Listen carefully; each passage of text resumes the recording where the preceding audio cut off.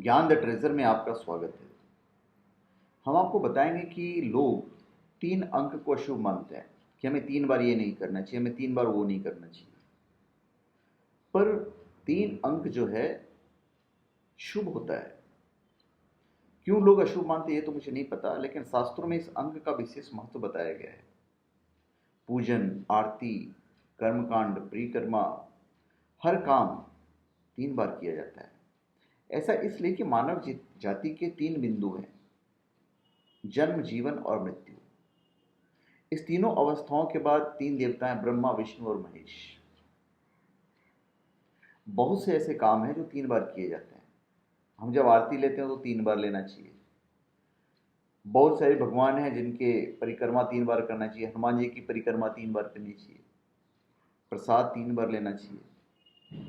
ये सब 3 देवता या इन अवस्थाओं में किया जाता है। इवन आप ज्योतिष में जाएंगे, अंक शास्त्र में जाएंगे तो 3 का बहुत बड़ा महत्व है। सौर मंडल में 3 ग्रह प्रमुख हैं जो हमारी कुंडली को सबसे ज़्यादा प्रभावित करती है: सूर्य, चंद्रमा और बृहस्पति।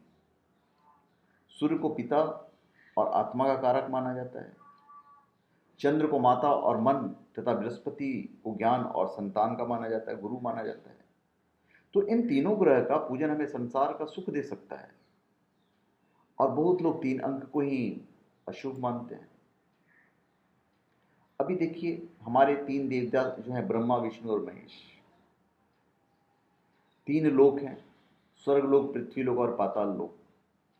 3 गुण हैं: सत्व, रज और तम। तो 3 से कितनी सारी चीजें अफेक्टेड हैं।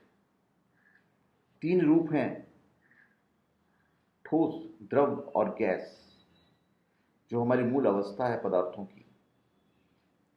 रोग भी 3 ही माने जाते हैं: वात, पित्त और कफ, आयुर्वेद के हिसाब से। शरीर में इन्हीं 3 अवयवों का संतुलन बिगड़ने पर तरह तरह की समस्याएं हो जाती है। अगर हम काल वाइज जाएं तो 3 काल हैं: भूतकाल, भविष्यकाल और वर्तमान काल। तो 3 अंक की अपनी एक विशेषता है।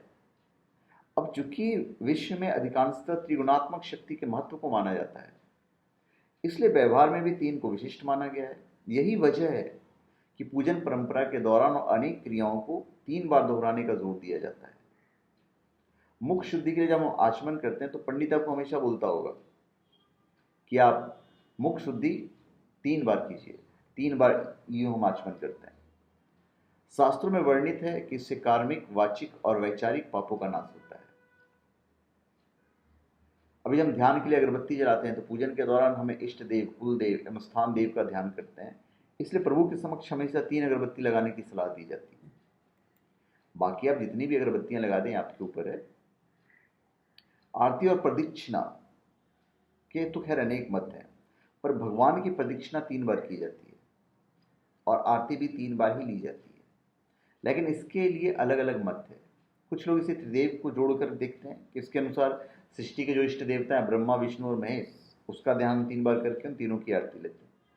इसके अलावा पूजन के दौरान हम स्थान देव, कुल देव और इष्ट देव की आराधना करते हैं, इसलिए इन तीनों के लिए हम प्रदक्षिणा करते हैं और आरती लेते हैं, इसलिए हम 3 बार करते हैं।